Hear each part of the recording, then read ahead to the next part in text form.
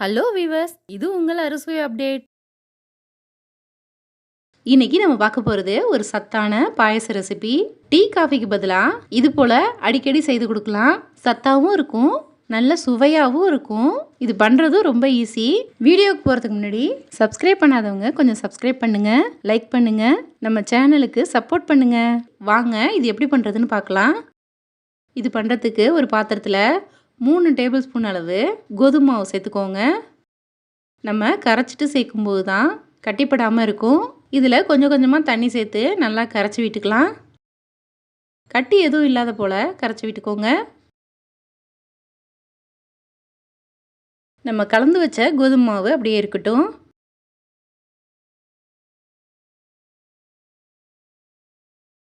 இது பண்ணுறதுக்காக ஸ்டவ்வில் ஒரு பேன் வச்சுருக்கேன். அதில் 1.5 கப் அளவு தண்ணி ஊற்றிக்கிறேன். இது 300 ml இருக்கும். தண்ணி சேர்த்துட்டு நல்லா கொதிக்க வச்சுக்கலாம். இப்போது தண்ணி நல்லா கொதிச்சு வந்துருச்சு. நம்ம கலந்து வச்சுருந்த கோதுமை மாவை இதில் சேர்த்துக்கலாம்.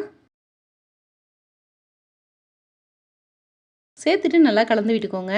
நம்ம கோதுமை மாவை கரைச்சிட்டு தண்ணி கொதிக்க வச்சு அதில் சேர்த்து கலந்து விடும்போது கொஞ்சம் கூட கட்டிப்படாது. இப்போது நல்லா கலந்து விட்டுக்கோங்க. இது பொங்கி பொங்கி வரும், அதனால் ஸ்டவ்வை நல்லா குறைச்சிட்டு கலந்து விட்டுக்கோங்க. இது ஒரு 5 நிமிஷம் நல்லா வேகணும். அப்போ தான் கோதுமை மாவோட பச்சை வாசனை இல்லாமல் இருக்கும்.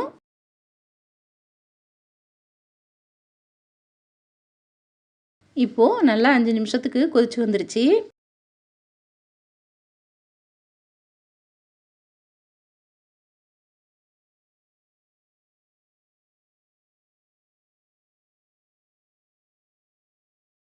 இதில் கொஞ்சமாக உப்பு சேர்த்துக்கோங்க.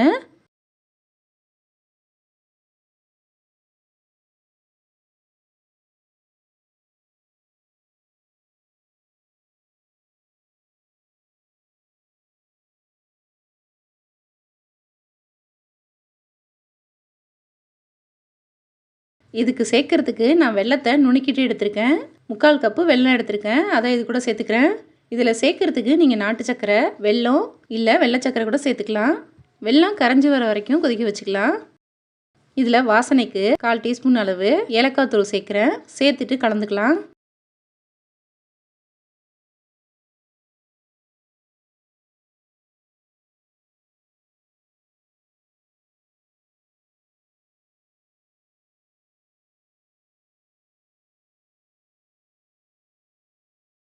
இப்போது இது கூட தேங்காய் துருவல் சேர்த்துக்கலாம். நான் 1 டேபிள் ஸ்பூன் அளவு தேங்காய் துருவல் சேர்க்குறேன். சேர்த்துட்டு ஒரு கொதி விட்டு இதை இறக்கி வச்சிடலாம்.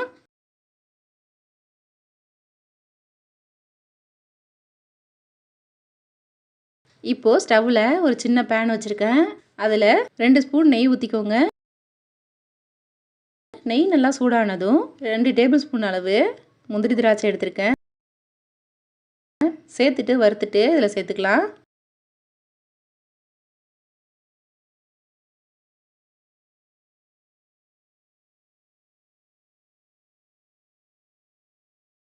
முந்திரி திராட்சை நல்லா வறுபட்டதும் நம்ம பாயசத்து கூடவே சேர்த்துக்கணும்.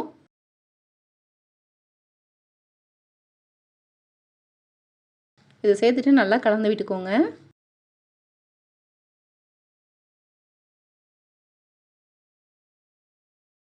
பாருங்கள் எவ்வளோ சூப்பராக இருக்குன்னு. சாப்பிட்றதுக்கு ரொம்ப நல்லாயிருக்கும். நம்ம டீ காபி சாப்பிட்ற நேரத்தில் அடிக்கடி இது போல் செய்து கொடுக்கலாம். சத்தாகவும் இருக்கும், ரொம்ப டேஸ்ட்டாகவும் இருக்கும். டீ போடுற நேரத்தில் டக்குன்னு ரெடி பண்ணிடலாம். நீங்களும் இது போல் ஒரு முறை ட்ரை பண்ணி பாருங்கள். இந்த வீடியோ பிடிச்சிருந்தா லைக் பண்ணுங்கள், ஷேர் பண்ணுங்கள். நம்ம சேனலுக்கு புதுசாக இருந்தால் சப்ஸ்கிரைப் பண்ணுங்கள். தேங்க்யூ.